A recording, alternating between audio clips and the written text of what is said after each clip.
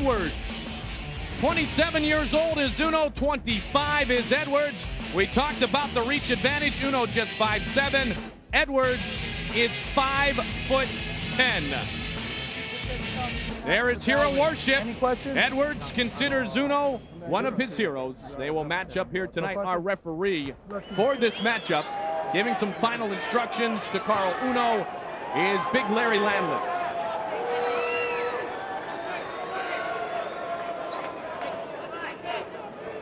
Lightweights to start us out tonight.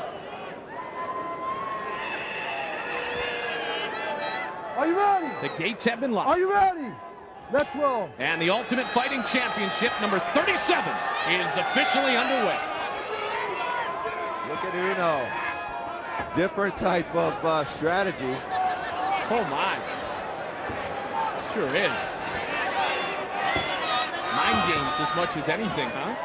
And Uno is a masterful player of mind games. Look at him.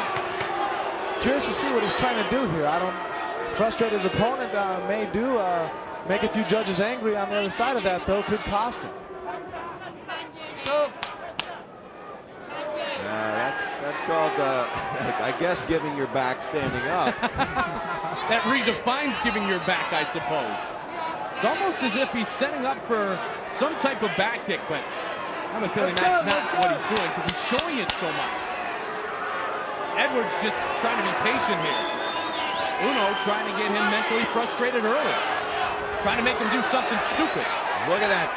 Uno has a lightning fast shot. But Edwards notorious for sprawling. Minnie said he couldn't get that sprawl off on Uno. Now Uno known for that great single leg takedown. Went for it there. Edwards with the long limbs was able to kick the feet out quickly.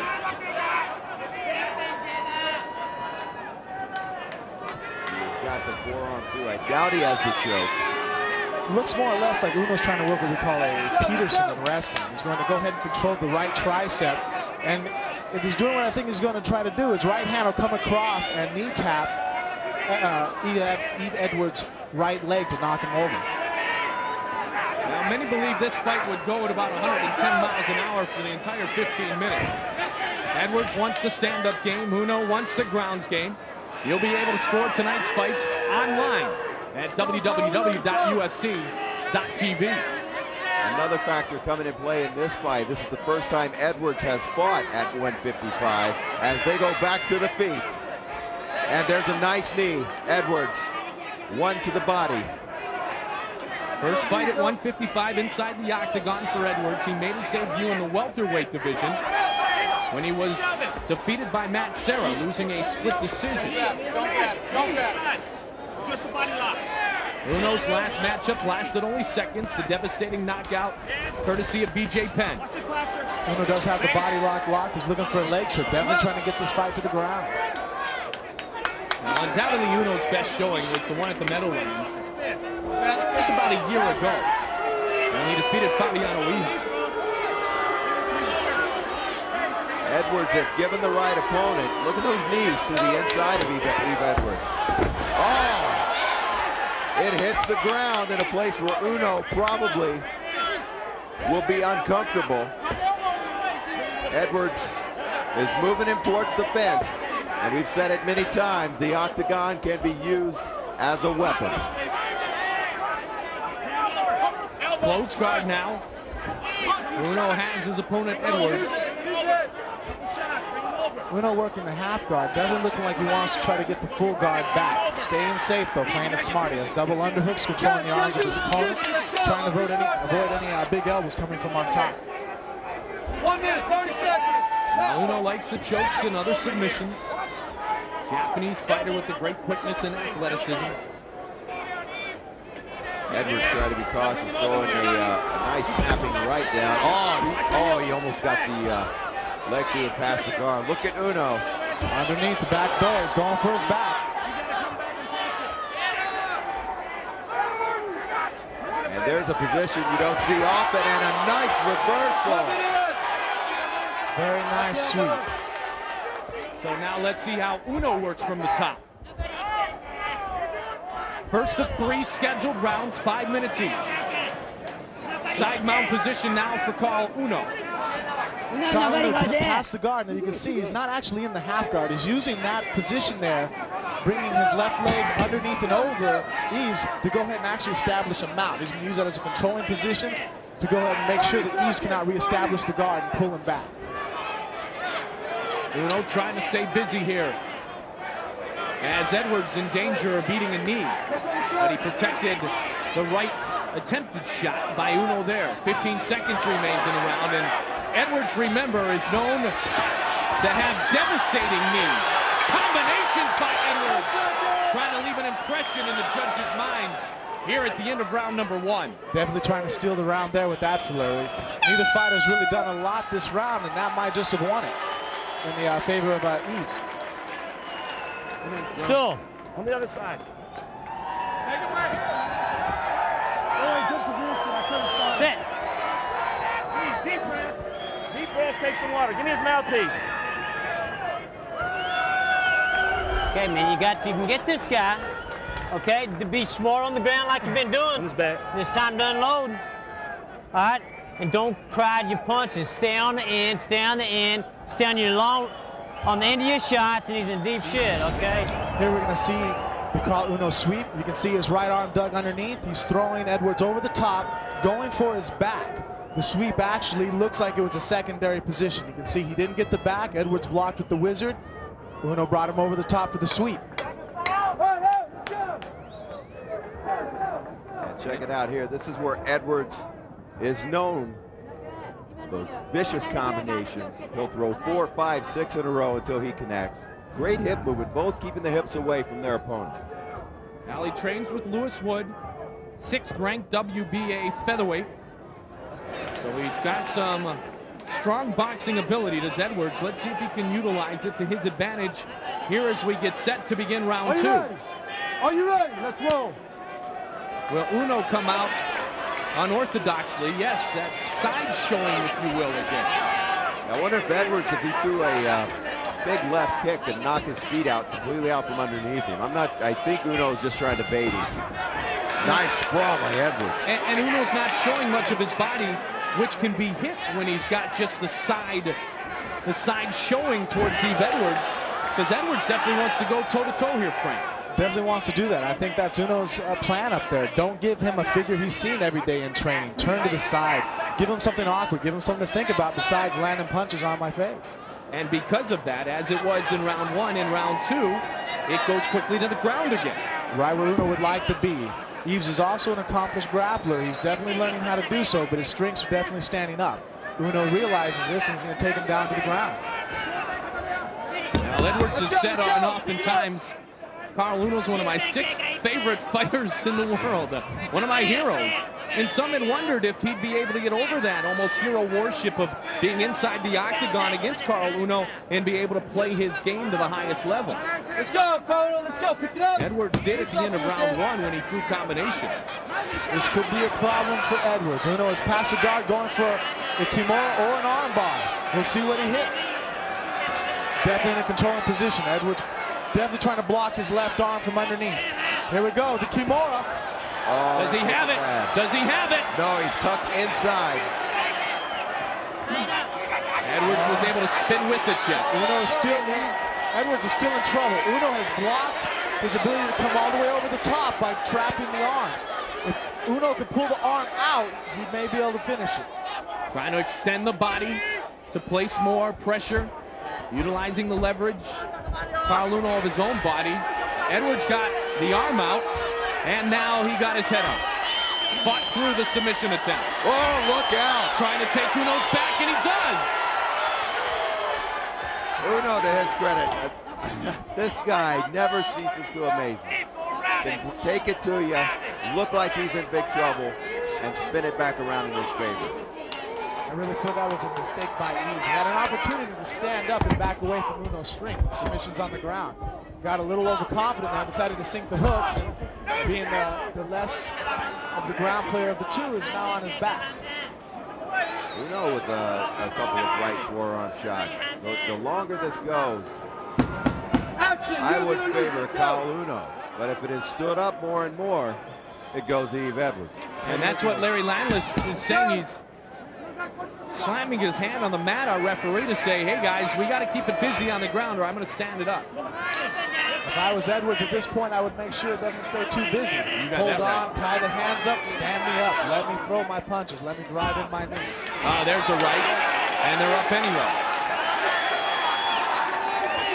Showing just the side view again. There we go with the left look, as we were saying. If he can work that, if Uno points the posterior again, he could be completely off balance, not squared up properly with his opponent. Uno tried to come with the left there. Oh, an uppercut, and there's the knee. That connected, single leg by Caol Uno, and he has it again. Tremendous single leg. Quick and tight, very impressive single leg. Give Yves Edwards 1 second with those vicious uppercuts. You start fending off the uppercuts and then come the knees. Uno's playing a great game, keeping away once he feels like he's in trouble. Definitely trying to avoid the strings of Yves Edwards by going to the ground as fast as he can. But as you can see, he didn't blindly dive into Yves Edwards either. He waited for the right opportunity. The strikes were coming and sunk underneath to take him down. Under a minute remains in round number 2.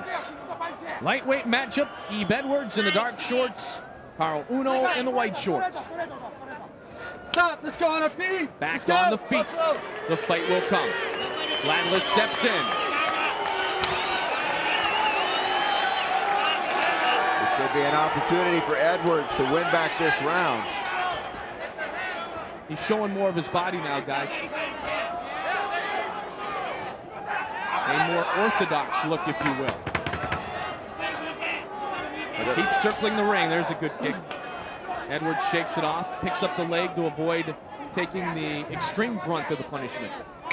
We're definitely going to see now if Yves Edwards comes out a little frustrated. He hasn't worked what he wanted to do. Uno is definitely... Oh, we got Carlos Newton. Oh, it was close.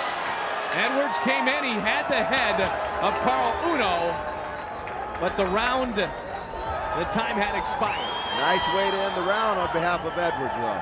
Both times, and you know this is an experienced fighter, Frank, both times Edwards makes a statement at the end of the round. Very smart. You've seen that with Muhammad Ali later in his years of his career. He told people, I won the first 30 seconds of the round, won the second 30 seconds of the round.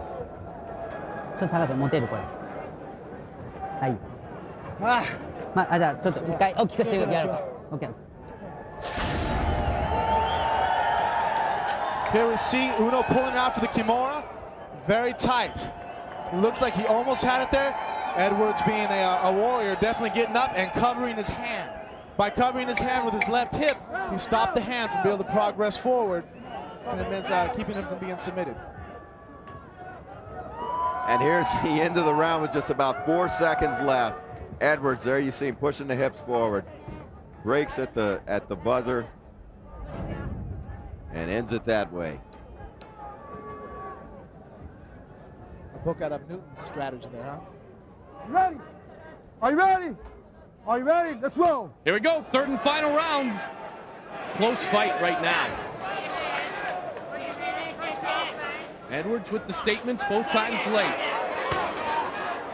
Majority of the fight, though, has been taking place down on the mat. Deep leg kick by Edwards.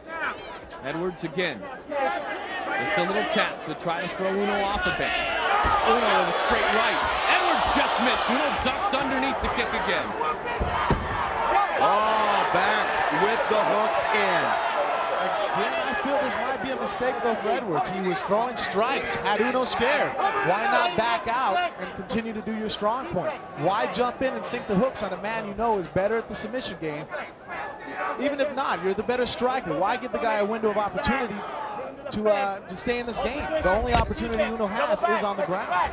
So just because he ducks under, Frank and Jeff, they're looking for it again. Armbar coming up, folks.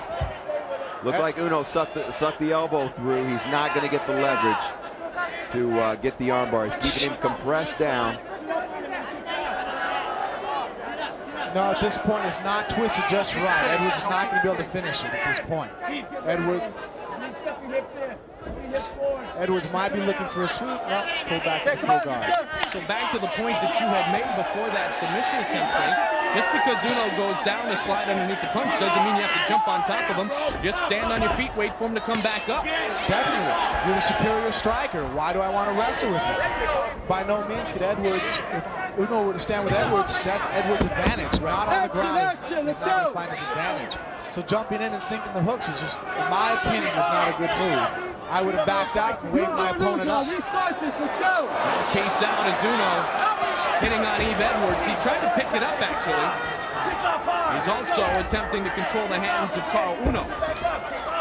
This is a very, very explosive weight division. I enjoy watching the 155s, where boxing has the heavyweights, pro wrestling, although entertainment has the heavyweights. These guys lay it on the line. Uno definitely looking for the far arm again. The same move he hit earlier in round one. Taking the back. There's the hooks. This is not a good position for Edwards to be in. This is where many said Uno could finish Edwards, as if he got his back and laid the choke in. Edwards trying to avoid that particular fate. His corner saying throw him down. Once again, a very unique situation you rarely, if ever, see. Unless it's a fight involving Caol Uno. Yeah. Uno's rear naked choke is very effective. He took out and dispatched Ruben Asado, submission genius with the rear naked choke. And look at Edwards. Stayed patient there and worked his way through it. Under 2 minutes remains in this fight. This fight truly defines chess match. This is the ultimate game of physical chess. Now Edwards almost getting the back of Uno, a seesaw battle. Look for Uno to pull his right out arm and across to pull back the guard. Uno in the closed guard now open of Yves Edwards. Under 90 seconds now on the clock. I'd like to point out that Uno has knocked people out from the guard. He was in Fabiano Iha's guard, landing a victory in there through a knockout. A lot of people say Uno does not possess knockout power. We saw that with Iha. Can he do it to Edwards? Edwards, another one of those guys with a heavy, heavy steel chin, as people like to call it. As Uno 1 minute left. Let's go. maintaining his dominant position and side control. Going for that arm again, the left arm of Yves Edwards. Let's see if he's a little more patient about pulling it off and making sure that Edwards doesn't reverse. Uno really trying to go for it here. 40 seconds remain. And that's exactly what Edwards has to do. He has to force his far shoulder back to the back to escape that move. And he does. Now on their feet. Timeout. They'll replace the mouthpiece. Watch this. It gets washed and they go. And Edwards needs to explode. Right here. Right there. Uno knows that, though. Yo! This is Yves Edwards' big opportunity with under a minute remaining. About 30 seconds now. Combinations! Uno goes down. Force him to get up again, Frank, right? That's what I say, but at this point it wasn't really his choice. It was a good shot, timed at the right opportunity to take him down. Edwards didn't have much of a choice there in that situation to go to the ground. 10 seconds! Final 10 seconds of the round. Definitely where Uno wants to finish it. No chances to be taken if he keeps it on the ground. Don't let Edwards stand up. Good matchup, goes the distance. And we will render a judge's decision in our first fight of the night.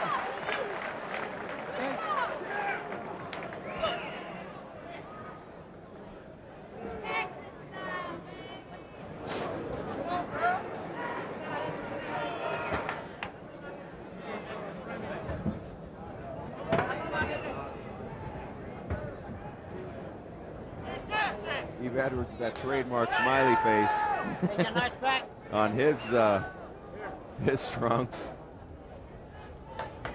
Edwards, a definite great spokesman for the sport. Two of the nicest guys you will ever encounter are up there in this ring right now, and I'd hate to be a judge on this. It's a close one. Edwards leaving those Muhammad Ali-like impressions at the end of round one and round two. Will it be enough, though? to defeat Caol Uno. I really feel, though, that the game that was played these last 3 rounds was that of Uno. He controlled the pace. The fight stayed where he wanted it to stay. And the only time Edwards was effective was in tiny glimpses. Other than that, it looked like Uno really controlled the match from the opening bell until the closing in. The judges have rendered their decision, and we will see who comes away with a victory. Let's go upstairs. Veteran voice of the Octagon. Here's Bruce Buffer. Ladies and gentlemen, after 3 rounds, we go to the judges' scorecards for a decision. Judge Marcos Rosales scores it 29-28 Uno. Judge Cecil People scores it 30-29 Uno. And Judge Jeff Mullins scores it 29-28, winner by unanimous decision, Caol Uno.